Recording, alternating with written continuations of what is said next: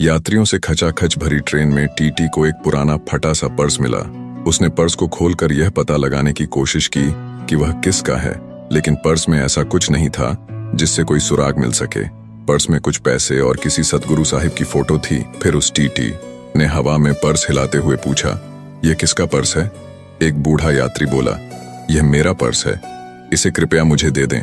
TT ने कहा, तुम्हें यह साबित करना होगा कि यह पर्स तुम्हारा ही है, केवल तभी मैं यह पर्स तुम्हें लौटा सकता हूँ। उस बूढ़े व्यक्ति ने दंत विहीन मुस्कान के साथ उत्तर दिया, इसमें मेरे सतगुरु साहिब की फोटो है। टीटी ने कहा, यह कोई ठोस सबूत नहीं है, ये किसी भी सतगुरु भक्त के पर्स की फोटो हो सकती है। इसमें क्या खास बात है? पर्स में तुम्हारी फोटो क्यों नहीं है?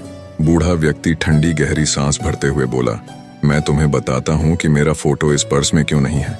जब मैं स्कूल में पढ़ रहा था तब ये पर्स मेरे पिता ने मुझे दिया था। उस समय मुझे जेब खर्च के रूप में कुछ पैसे मिलते थे। मैंने पर्स में अपने माता पिता की फोटो रखी हुई थी।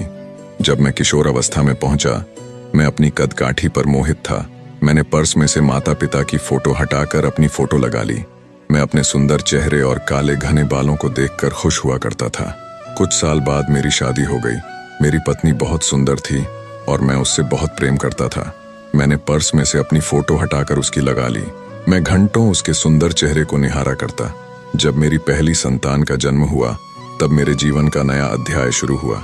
मैं अपने बच्चे के साथ खेलने के लिए काम पर कम समय खर्च करने लगा। मैं देर से काम पर जाता और जल्दी लौट आता।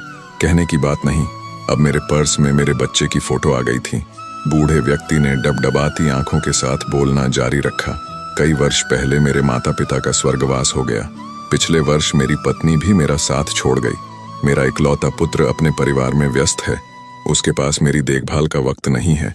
जिसे मैंने अपने जिगर के टुकड़े की तरह पाला था, वह अब मुझसे बहुत दूर हो चुका है।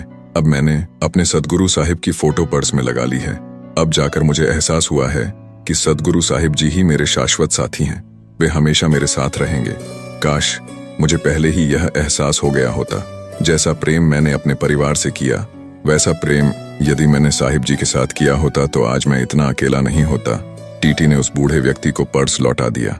अगले स्टेशन पर ट्रेन के रुकते ही वह टीटी प्लेटफार्म पर बने बुक स्टॉल पर पहुंचा और विक्रेता से बोला, क्या तुम्हारे पास सतगुरु की कोई फोटो है? मुझे अपने पर्स में रखने के लिए चाहिए। सत सत नमन गुरुदेव साहिब जी।